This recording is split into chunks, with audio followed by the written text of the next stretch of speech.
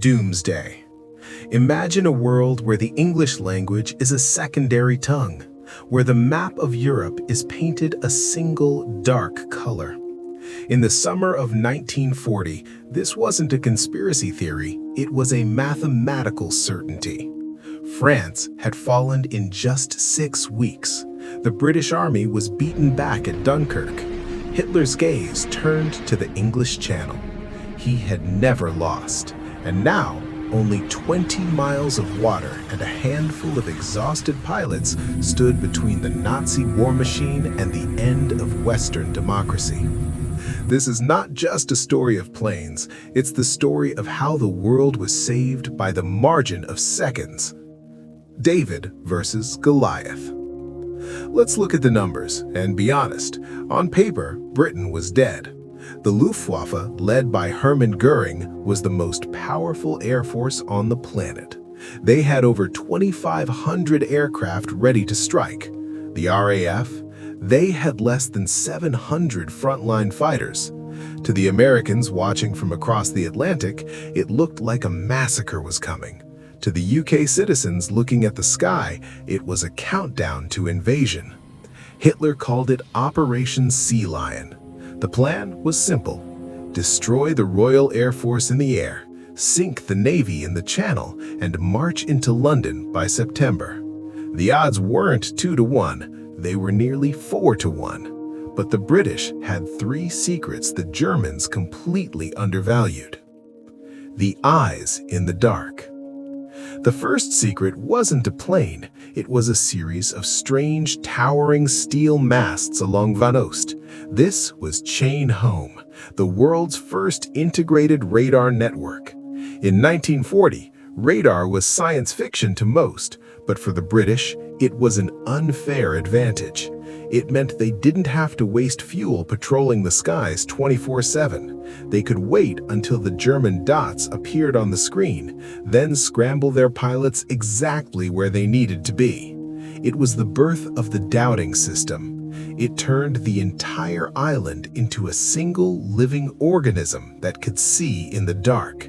But radar only tells you where the enemy is. You still have to kill them. And that brings us to the machines.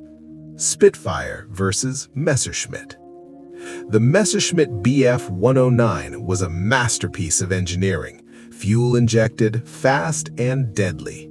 But it had an Achilles heel, a short fuel tank that gave it only 20 minutes of combat time over England. On the other side stood the Hawker Hurricane, the rugged workhorse, and the legendary Supermarine Spitfire. The Spitfire wasn't just a plane, it was a symbol. It was faster in the turns, more graceful in the dive, and it became the face of British defiance. The breaking point. As the sun rose on August 13th, Adeldag or Eagle Day, Hitler launched the full weight of his air force. The goal? Total annihilation. The RAF was bleeding, airfields were burning, pilots were flying 5 sorties a day, falling asleep in their cockpits from exhaustion. The line was about to snap. And then, a single accidental bomb fell on London, triggering a chain reaction that would lead to Hitler's first major mistake of the war. But to understand that mistake, we have to look at what happened when the Blitz began. The fatal pivot. August 24th, 1940. A lost German bomber crew, struggling with navigation, accidentally drops its payload over central London. It seemed like a minor error, but it was the spark that changed the trajectory of the entire war. Winston Churchill didn't hesitate. The very next night, the RAF did the unthinkable. They bombed Berlin. Hitler was humiliated. In a fit of rage, he ordered the Luftwaffe to stop attacking RAF airfields and radar stations, and instead to level British cities. To the people on the ground, this was the start of the nightmare known as the Blitz. But to the pilots of the RAF, it was a lifeline. It was the moment the pressure on their crumbling airbases finally stopped. September 15th. By mid-September, Göring believed the RAF was down to its last few planes. He launched a massive final assault involving over 1,500 aircraft, convinced that one more push would break the British spine. This was it, the Battle of Britain. The turning point. The Germans expected a ghost air force. Instead, they found a hornet's nest. Because Hitler had stopped bombing the airfields, the RAF had been able to repair their planes and rest their pilots. On that single day, the Luftwaffe suffered such staggering losses that the realization finally hit Berlin. The RAF could not be defeated. 2 days later, Hitler postponed Operation Sea Lion indefinitely. The invasion of Britain was cancelled. The Nazi war machine, which had been an unstoppable steamroller across Europe, had just suffered its first major defeat. The invincible Luftwaffe had been broken by a group of pilots whose average age was just 20 years old. The legacy, the few. As the smoke cleared, the cost became apparent. Over 1,500 brave souls from the UK, the US, Poland, Canada, and beyond had given their lives in the cockpit.